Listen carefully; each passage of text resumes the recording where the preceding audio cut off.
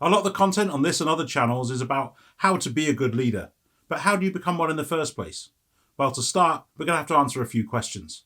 And the first of these is why you even want to be a leader in the first place. As you move up the leadership ladder, you'll find you're no longer the person responsible for doing the thing. You're now the person responsible for the people doing the thing. So you need to consider whether you're going to get as much joy and satisfaction from being a leader as you do from being really proficient at the current skill set that you've worked so hard to master.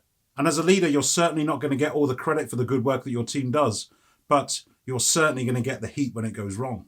But most importantly, you need to be really sure that you're doing it for the right reasons. Now, there are lots of good reasons to become a leader, and I'll leave that for you to decide and to really think about.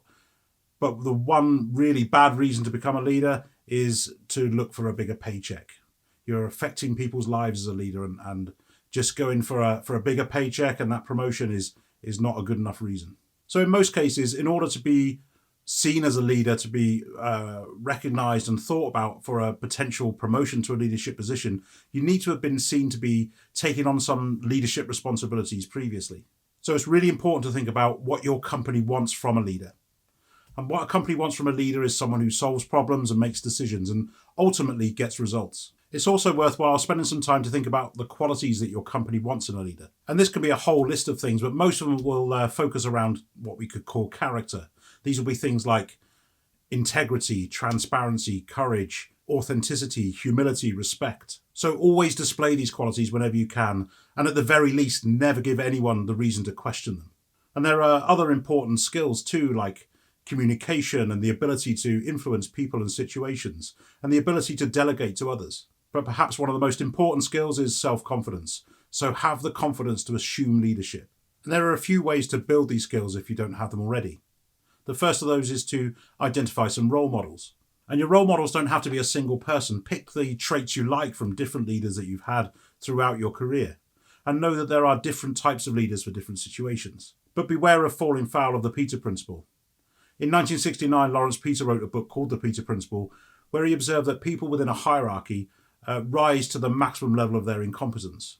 So be really sure that the role model that you're looking at is not falling foul of the Peter Principle. To do this could mean that you follow and model the behaviour of somebody which is going to limit you at a later stage. If you don't have enough good role models to take inspiration from, then turn to books. Read books from great leaders and learn from their experience. Books like Legacy or The Dichotomy of Leadership or Turn the Ship Around. I'll leave some in the description below. So it's very easy for me to sit here and say that you should assume leadership, but how do you go about actually doing it? Well, it really is just a matter of looking out for leadership opportunities, volunteering for things, listening out in team meetings for opportunities to take on a task by yourself, no matter how big or small, showing that you can take responsibility and deliver results. And to start with, these can be solo efforts, but make sure that they're something out of the ordinary, something that's going to get recognised. And if the task is slightly bigger, look for opportunities to delegate. And remember, the only thing between you and an outstanding success is a series of problems. So solve them and always deliver. And once you've delivered that task and nailed it, then look for another opportunity.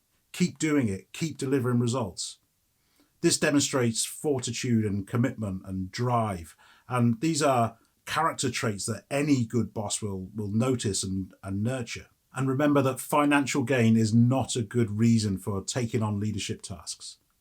Don't go to your boss asking for a raise because you volunteered to take on some extra work.